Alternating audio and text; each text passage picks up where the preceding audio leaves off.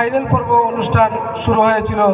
আলহামদুলিল্লাহ আমরা দুইজন বিচারক যথাসাধ্য চেষ্টা করেছি যে প্রত্যেক ছাত্রের জন্য তার উপযুক্ত নম্বর সে পেয়ে যায়।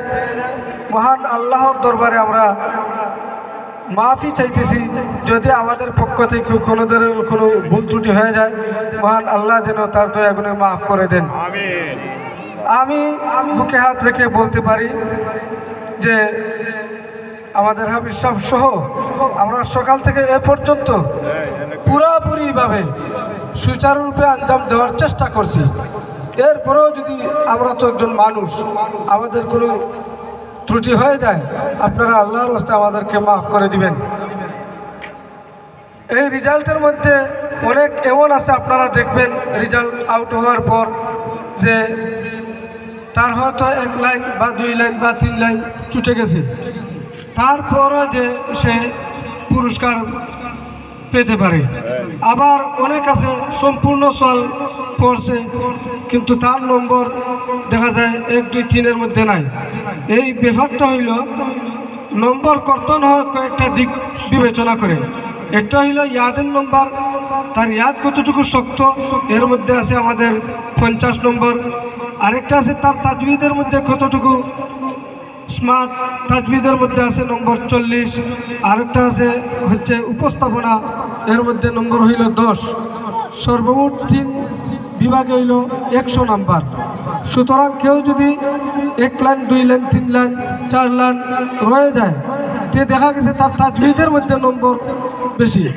আবার কেউ যদি 2 সাল 1 সাল সম্পূর্ণ ভালোভাবে পড়েছে, তার ইয়াদের নম্বর ঠিকই 50 পেয়েছে। আপনারা কাগজ দেখলে বুঝবেন যে সম্পূর্ণ সালটা আমাদের শর্ত অনুসারে পড়ছে, তার নম্বর 50-এর মধ্যে 50 সে পেয়ে গেছে।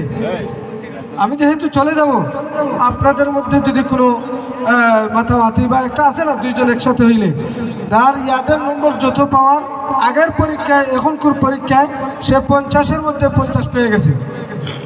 হ্যাঁ, অনেক আছে তার তাজবিদের মধ্যে নম্বর 3 বলন বা 4 বলন বা 5 বলন, ইয়াদের নম্বর যার যত প্রাপ্য সে পেয়ে গেছে।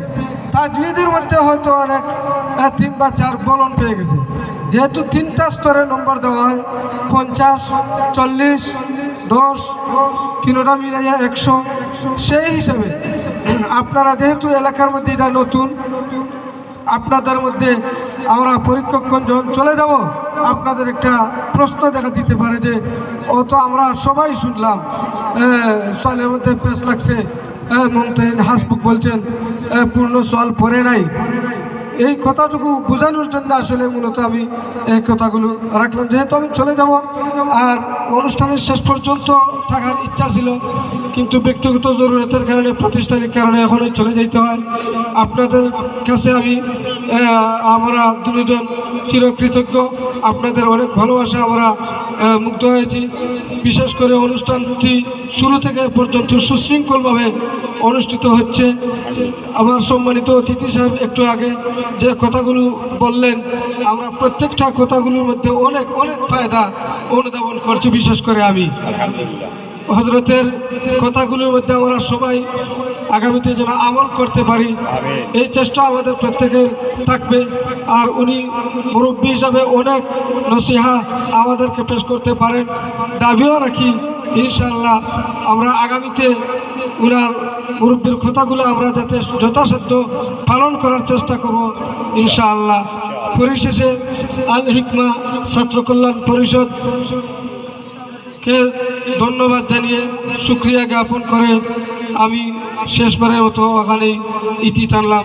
নাসরুন মিনাল্লাহি ওয়া ফাতহুন করিব ওয়া বাশশিরিল মুমিনিন।